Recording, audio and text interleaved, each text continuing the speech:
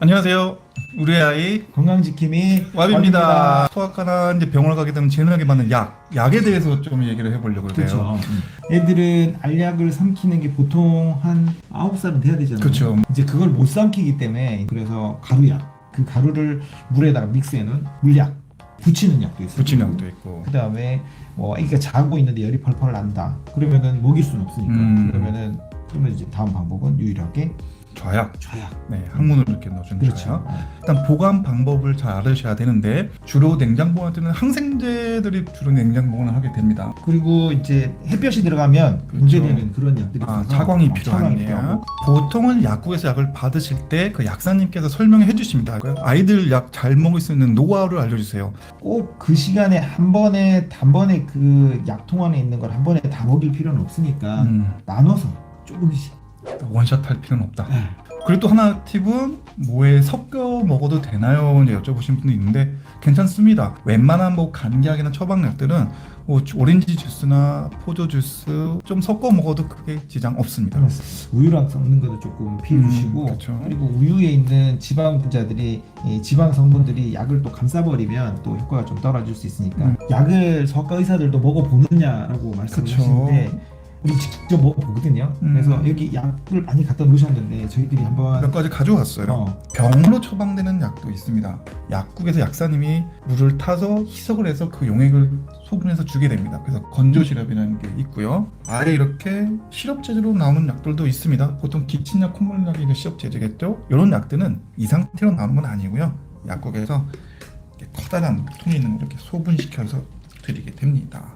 그 외에도 제품으로 이렇게 포장된 것도 있고요. 팩으로. 대부분이 약국에서 약을 받으시면 제일 흔한 형태가 보통 이렇게 가루약의 봉투에 넣어서 조제가 되게 되는데 간혹 여쭤보시는 분들이 있어요. 이게 높이가 좀 안 맞을 때가 있어요. 대부분 실제 용량은 똑같으니까 가루약의 높이가 차이가 나더라도 너무 걱정 안 하셔도 됩니다. 까먹어가지고 못 먹인 경우 일정 시간 지나면 버리고 다시 타야 할까요? 버릴 필요는 없고요. 근데 대신에 이제 제가 보기엔 1시간 안으로 좀 먹이는 게 낫지 않을까요?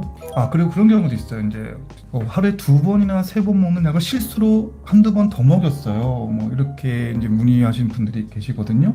뭐 어떤 경우 위색적까지 해야 되나요? 응급실을 가야 되나요? 물어보시는데 크게 문제가 되질 않습니다. 근데 흔하게 생길 수 있는 부작용은 뭐 설사라든지 배가 좀 아픈다든지 구역질이나 그럴 수 있는데 위색적으로 해야 되고 뭐 혈액 검사해야 되고 이럴 정도는 아닙니다. 맞습니다. 네네. 대신 성인약들을 그렇죠. 먹었을 때는 조심해야 좀 돼요. 다르죠? 대개는 네. 보니까 고혈압 약이다. 두세 개 벌써 먹었고 막 이런 경우들은 문제가 되죠. 우리 약 준비된 거를 우리 한번 먹어볼까요? 그쵸. 진짜 맛있나? 먹방은 아닌데 보통 저는 이렇게 한 방울 따서 이렇게 이거 맛있어. 이게 맛있어. 보통 애들 받는 기침약 가량은 좀 맛있습니다. 콧물약도 맛있어요. 우리만 하면은 거짓말일 수 있으니까. 그치. 자, 약을 직접 먹어보는. 네, 그냥 안녕하세요. 네.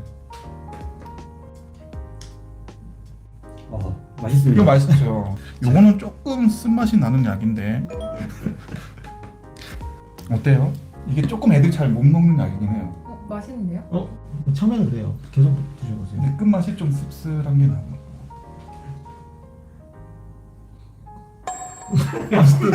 항생제 같은 경우 임의로 끊으면 될까요, 안 될까요? 일단 안 좋아 보이지 않습니까? 그죠? 이게 어머님들께서 여쭤보시는 게 약을 자꾸 먹으면 내성이 생기지 않느냐. 근데 내성이라는 게 우리가 생기는 게 내성이 아니고 우리 몸에 있는 균한테 생기는 게 내성이니까. 그렇죠. 그래서 약을 중간에 임의로 끊는다든지 아니면 불필요하게 먹지도 않아도 되는 약을 먹는다든지 하면 생기는 게 내성이니까. 그래서 선생님들이 정해주시는 기간 동안 지켜서 잘 드시는 게 제일 좋지 않을까. 그렇죠. 아이들 몸무게에 맞춰서 이제 처방을 하기 때문에 의사의 처방 지시를 따라 주시는 게 좋을 것 같습니다. 약 먹고 네. 30분 지나서 토하면 다시 안 먹여도 되나요? 안 먹여도 됩니다. 30분 지나서 토하면은 안 먹어도 되고 보약이라 그러죠. 보통 그런 거는데 같이 먹여도 되나요? 이렇게 여쭤보시는데 어떻게 생각하세요? 이거 조금 예민한 문제인데요. 그렇죠. 사실 이제 처방한 분도 이제 거기에 네. 의도가 있을 거니까. 네네. 근데 약 상호 작용이 있을 수 있으니까 그렇죠. 서로 겹치지 않게 조절하시는 게 더 그렇죠. 좋지 않을까. 그래서 제가 생각하기에는 만약에 한약이나 이런 게 같은 계열이다. 뭐 기침약을 거기서도 받았다. 콧물약을 받았다 그러면 한약재들도 성분을 보면 중복될 수도 있으니까 어느 하나만 일단은 먹이시고 그게 끝나면 이어서 먹이 보통 이렇게 얘기를 드립니다. 밥 먹고 먹어야 되나요? 저는 상관없다고 봅니다. 빈속에 먹어도 크게 상관없고 꼭 식후 30분을 지키시지 않으셔도 됩니다. 대신에 항생제 중에서는 약간 이제 3살 이상 먹게 되면은 설사를 유발하는 그런 약들이 있어요. 웬만하면은 식후에 먹이시는 게 좋을 것 같습니다. 그 외에 뭐 단순 기침, 콧물, 감기약들은 크게 지장 없을 것 같아요. 네, 주스나 뭐 이런 데 시럽제지나 타서 먹일 때는 그 탄 거를 다 먹어야 돼요. 그래야지 그 용량이 다 들어갑니다.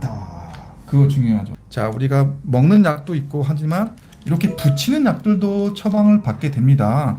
이게 작용이 뭘까요? 기운식 정제죠. 그렇죠. 어머님들께서 기침 패치 달라고 하시는데 이걸 해서 기침이 줄어드는 게 아니고 네. 이제 이게 되면 기관지가 확장되니까 그만큼 이제 호흡이 드나들면서 기관지가 덜 자극이 되니까 네. 기침이 줄어들죠. 그래서 약 기존이 이 스티커 안쪽 면에 약이 도포가 돼 있어서 피부에 붙이면 피부로 흡수가 되는 건데 간혹가다 이마에 붙이고 계신 애들도 있고 배꼽에 붙이는 애들도 있어요. 그래서 호흡기 용지다 보니까 가슴 높이에다 이렇게 붙이셔야 됩니다. 이쪽 레벨이거나 효과가 있습니다. 처음에 엄마들이 너무 조금해서 이거 붙인다 효과가 있나요? 얘기해 보시는데 보통 한 번 붙이면 24시간 지속 효과입니다. 주로 저녁 때부터 붙여주게 됩니다. 그래서 그 다음날 24시간 지나면 또 새 걸로 갈아서 붙이면은 효과가 있고요.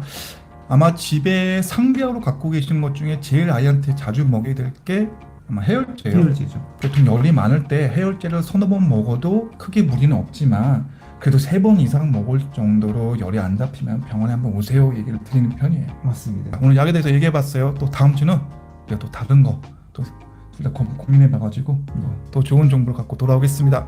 자, 지금까지 우리 아이 건강지킴이 와비였습니다.